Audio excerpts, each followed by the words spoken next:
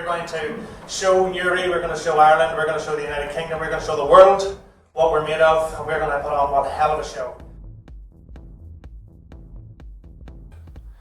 My name is Rory Rafferty, and I have been the chairperson of the Newry Rainbow Community and Pride in Newry since its inception in 2012.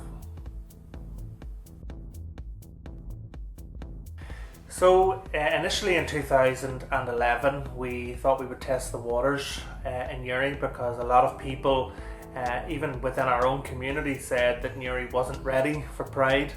And so we held a very small and low-key event in the Canal Court in Newry, and we called it Pride in Newry. And that event was a runaway success. It sold out within a matter of hours. And a lot of people that were there that night said that there should be more events like that in Newry. That gave us the confidence and the boost that we obviously required at the time to say, well, you know, let's do this, let's run with it. And so in 2012 we had our first full-scale Pride event in Newry. We brought in people like Brian Kennedy and Barbara Bryceland and others, and we had a full-scale Pride event right here in the town. We had a parade and we had a concert afterwards, and it was a runaway success, and we've really been doing it every year since, and this year marks our 8th year of Pride. In the grand scheme of things, we're a very young Pride, but we are growing very steadily, and we encompass what Pride means, what Pride's all about globally. I've experienced absolutely intolerable homophobia in my lifetime, particularly as a young person, particularly in education. In school I had an exceptionally difficult time. I was bullied mercilessly day and night. In school I was called all sorts of names: faggot, bender, bumboy, you name it, I've been called it. I suffered serious isolation from my peers. My peers would make noises but that they deemed to be feminine or gay noises as they passed me in school. I would receive phone calls to my home in the middle of the night as a young person with deep breathing down the phone. And it really felt overwhelming. It felt something that I was unable necessarily to deal with on my own. It certainly made my younger years very difficult. I mean, your younger years, your teenage years are filled with angst anyway, without the added pressure of young people who simply cannot and will not accept you. And I think the biggest difficulty for me was that at the time, the teachers and those people who were in positions of authority simply didn't want to know, and in some cases got involved in a negative way. And I think that that's something that has certainly changed in the last 10 years for the better, in that, you know, schools have bullying policies and all of that kind of thing, and I think that's a good thing. But certainly when I was a young person, I felt like I had nowhere to turn. Well, I think for us the number one benefit of Pride is sheer visibility.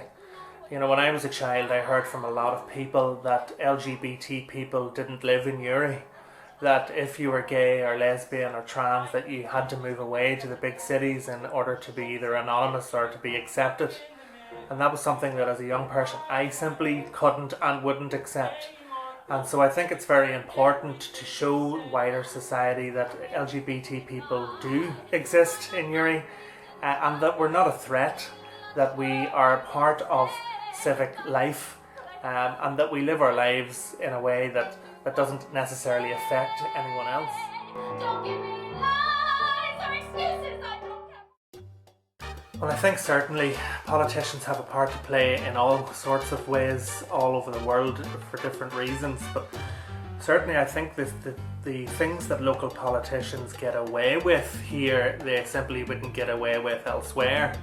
When you have people like Iris Robinson describing homosexuality, among other things, as a disease that can be cured, when global medics from all over the world tell you, you know, that in their professional opinion that is simply not the case, that is something that is dangerous and damaging. And I think particularly because the media, the 24-hour road. And there are cities in the world who know that when there's a Pride event coming on, it might not necessarily be because they love LGBTQ, they just see the money. It brings tourists in. It puts your town, your city, on the map. And I find that if a council is being in any way resistant to a pride event, that has to be questioned because there's money in it for them. The UP people who was on the panel put up what he thought was a very clever question to young people about what would you do if you had a child and were going to be adopted, who would you give them to? Would you give them to the gay couple, or would you give them to the man and the woman, the married couple? And the kid at the front shouted out, I give it to the people who love it most. And I just thought... Well, I think there's no better message than live and let live.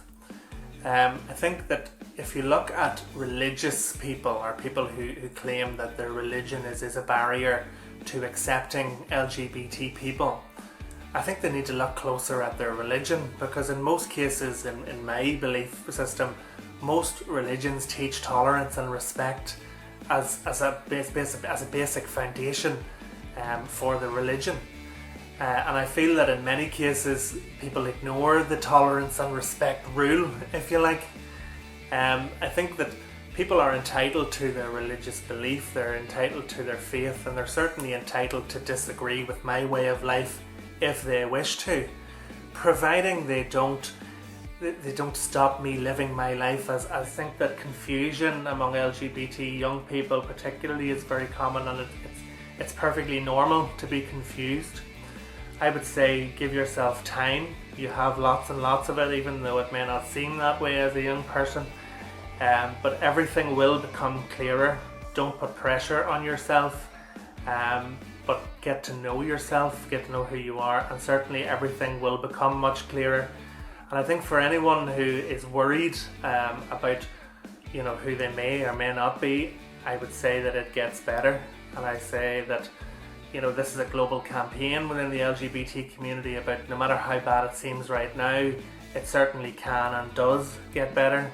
And as we're discussing, about what's going to happen in the next 10 years, I genuinely and very truthfully believe that it gets better every day.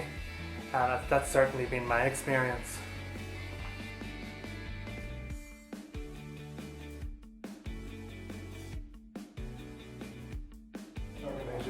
Is a group of friends and family of LGBTQI people, and chiefly we exist to help the parents and the friends, if necessary, of children who come out as gay, lesbian and so on, if there's any difficulty in the parents or the relations coping with the news that their son or daughter is gay, lesbian, transsexual, and so on.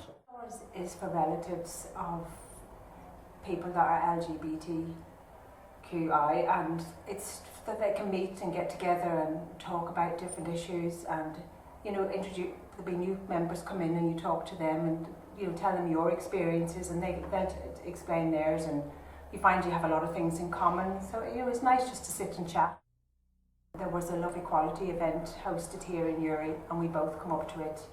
And after Karen Rafferty was so welcoming and lovely and chatted, and realised there was somebody like myself and I thought somebody that I could talk to, so I became a member of the Outlaws, and we met here once a month, and it was great. Met lots of different people, and hopefully one day we'll be able to open something like that in Armagh as well. Well, as a mother of 4 boys, 3 of them are now married, and I just want the same for my youngest son, that he has the same experiences that his brothers have, and that he'll be accepted, and find love. That's all you want for your children, that they be treated the same and they're happy. If people knew they had somewhere just to come and talk, you don't have to go out waving a banner, but you can talk to other people and know that they understand where you're coming from, and talk about just different issues you have. At the moment in this area we have about 14. There's a core group of about 4 or 5 who are available all the time. We are 2 of those because we operate an emergency 24-hour service number. So that if there's any sort of crisis that happens at night time or at the weekend, we're about. The challenges faced with the families are very diverse. You get sometimes it's the parents. How do I tell people I have a gay child or a transgender child? How can I discuss this? And this is even with people who don't want to discuss it with their closest relatives. We're a support group for parents, mainly parents, but sort of siblings as well, who don't accept that they have a gay relative, brother, sister, son, daughter. And we sort of say, come out, meet us, have a cup of coffee, a cup of tea, and talk about it. First question I always say to them is, how did you feel about your son or your daughter the day before you found out they were gay? And, you know, why is it any different the next day that you find they were gay? And they say, yeah. And a lot of them then, it's, what will neighbours think? And I had to say, you know, why are you worried about your neighbours? You should worry about your child. But you do get people that think, oh my God, you know, what are people looking at? But you get over that. You know, when your child, you look after your child. We don't count, but certainly in the years we've been going, it's probably now run well into the hundreds. You can even help one, you're helping loads. And, you know, I do know from people that have sort of, from feedback, that I've helped people. Which, you know, is good. That's what I'm here about. The more we put ourselves out there and advertise ourselves and our services and word of mouth. And one of the things we're noticing now more and more in the more recent times are the emergency phone number. We would get at least 3 calls every week from married men who are gay, who have been married a lifetime, who have grown-up families, and they don't know how to handle their own existence anymore. And they are truly and utterly trapped. Definitely. I know of sort of older men, probably more, that come out now, and they only come out now because their mother has died.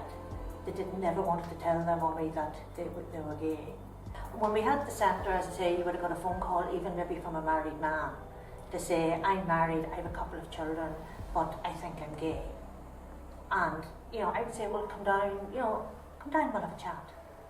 So some of them wouldn't want that. Drawing on my own experience, I came out, I was only discussing this actually with a couple of friends at last night's event. I came out 6 years ago to my parents, and I came out as bisexual. And at the time they were gobsmacked. Heaven knows why, but they were gobsmacked, and they were like, oh, child of ours, you know, it's just a phase. You have to segregate now what's a phase and what is not a phase, and we can go forward from this. And I think my father, in the heat of the moment, said something along the lines of, Ara, I feel that way myself sometimes as well. Patsy. My dad calls me Patsy. My name is Padraig. My dad calls me Patsy. And I think in the weeks and months that followed, I think that through sort of shelled conversations or whatever, there's been, you know, conversations with my dad, and I think that is other one-liners that I can think of at the time were stuff like, well, sure, as long as your mother's straight, I don't really mind, it's grand.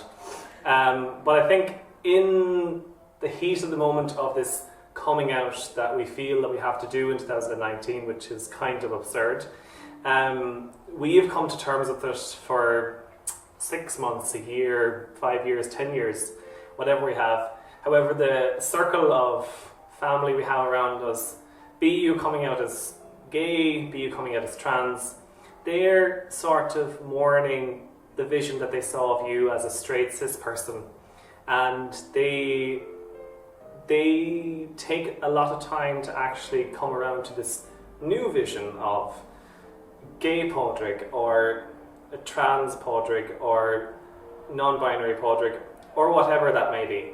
And there's a lot of support that's required for someone just to say, hey, I went through this before, or hey, it's okay. Your child or your relative or your friend is just the same person that they were before they said, I'm gay, or I'm bisexual, or I'm trans. It's just a readjustment of your mindset that's required in this moment in time. And I know that from my mother's perspective, she reached out to someone in her working friend group, and she said, I know that your son is queer as hell, and he's living out his life on this fabulous yacht with his Dubai boyfriend and living his fabulous life. What would you... And they had a conversation themselves. I don't know what the contents of the conversation was, but basically that sort of network existed and was required from my own mother's coming to terms with my sexuality. So I have no doubt that it would be required for every parent, relative, ally, person that has gone through this, as well as the person who's coming out.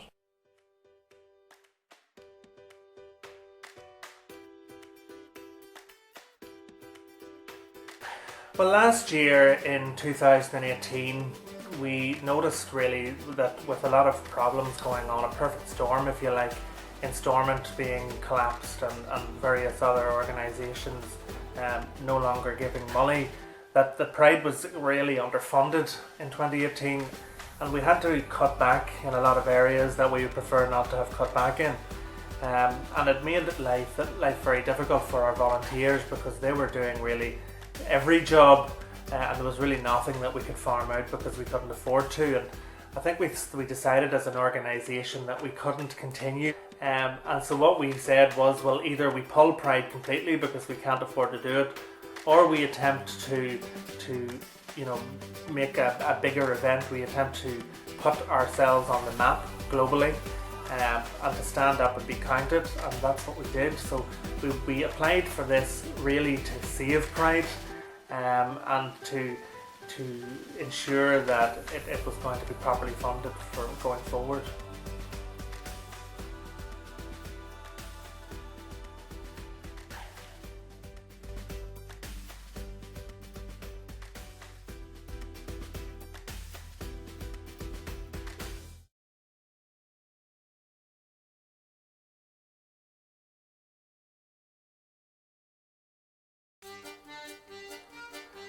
Well, there's no doubt attitudes have changed. I mean, we've already touched on Stonewall riots 50 years ago and how difficult it was for LGBT people, back then. In 50 years, and 50 years is a really short time, when we're talking about global politics or social attitudes. In 50 years it's changed considerably.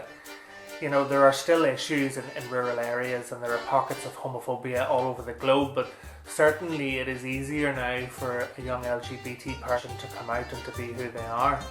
I think that the thing is that to some large extent society has moved on much quicker than our political representatives choose to admit. And I think that, polls that are being done by Ipsos Mori and newspapers and others are very clear that over 70% of our population now support things like marriage equality.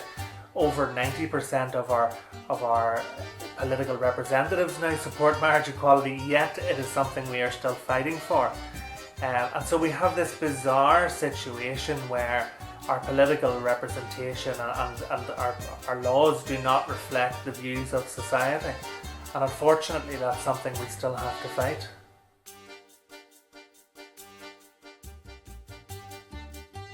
There is so much that needs to change in order to support the LGBT community inclusively. So much.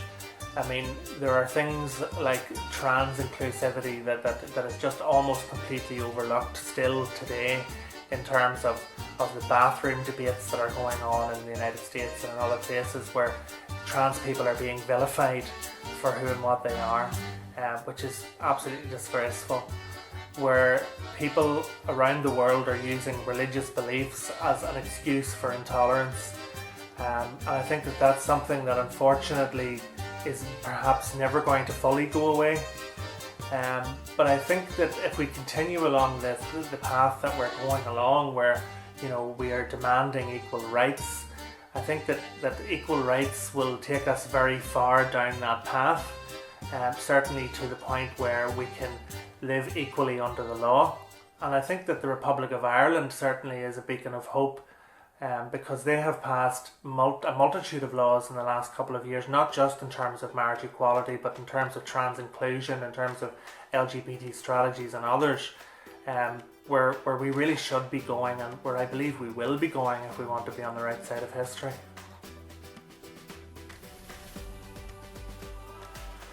Well, this year we are part of the global Stonewall 50 celebration, and Stonewall is largely recognised as the catalyst for the Pride movement globally.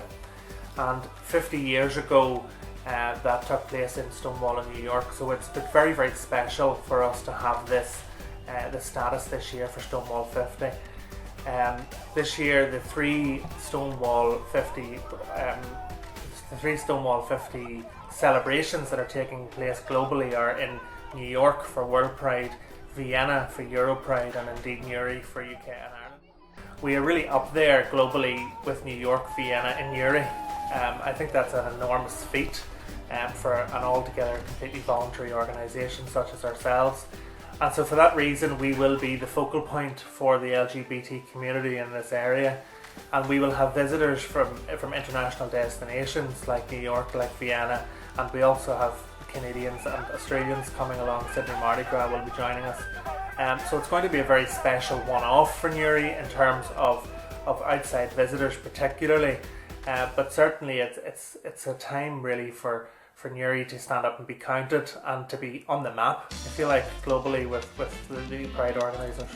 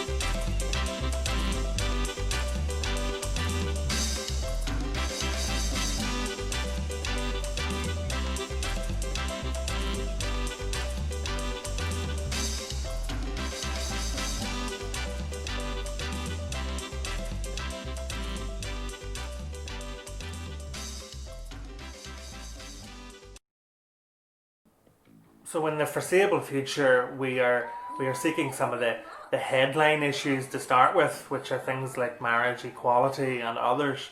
But certainly, I think that, you know, trans rights are something that really need to be delved into and looked at in a much deeper respect than they currently are, in terms of self-identification and in terms of trans healthcare, which is currently completely inadequate.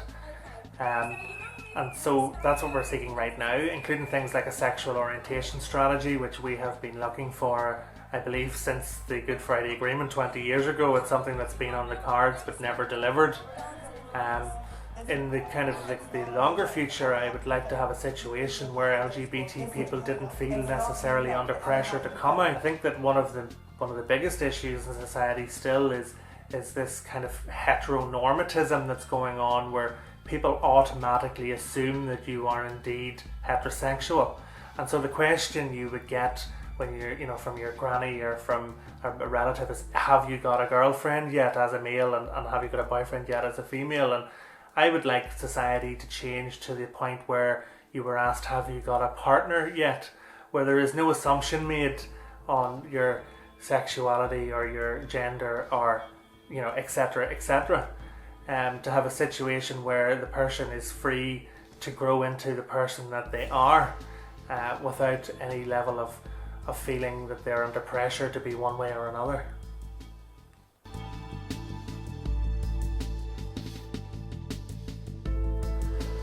Well, I would hope that the community would feel more comfortable in who they are, and certainly I think what I would really hope and wish for is that they feel comfortable living and working in Newry and staying and putting down roots where they're from. I think one of my biggest concerns over the past even 20 years is the amount of LGBT people who have lived and come from here who have felt that it is not the place for them to stay, that they are not welcome where they are from when they move away.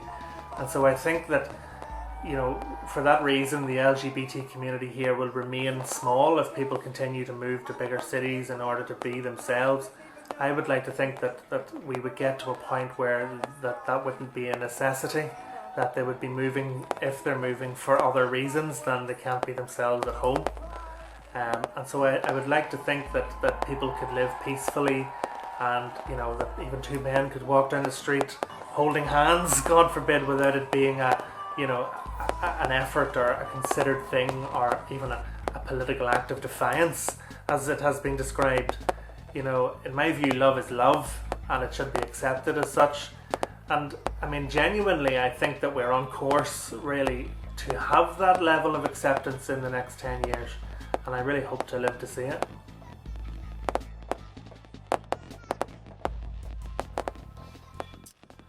Well, certainly I live with a terminal illness, unfortunately, and so for me every day is a bonus. But if I'm still around in 10 years' time, and I really hope that I am, I would like to be continuing to do what I'm doing right now. I'd like to be continuing to stand for tolerance, to stand for acceptance, and to see a real sea change in attitudes towards people like me. And I would like, obviously, I think, to be comfortable, to be still living and loving with my partner, and for that to be as widely accepted as any other relationship. Certainly I would like to think that in the next 10 years that I can get legally married to my partner, and to have a celebration with family and friends, to ensure that if things don't work out in the way that I hope they'll work out in terms of illness and in terms of potentially being on a deathbed, that my partner is treated as exactly that, as my lover, as my partner, as my next of kin. Because I can think of nothing worse than being very unwell, or certainly, you know, even at a funeral or death, for my partner to be shunned and not accepted as who and what he is.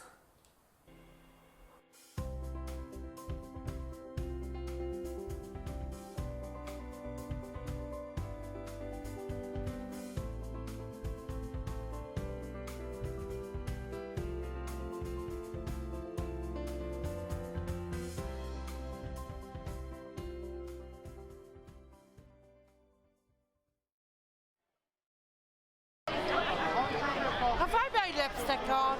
No? Have I got lipstick on?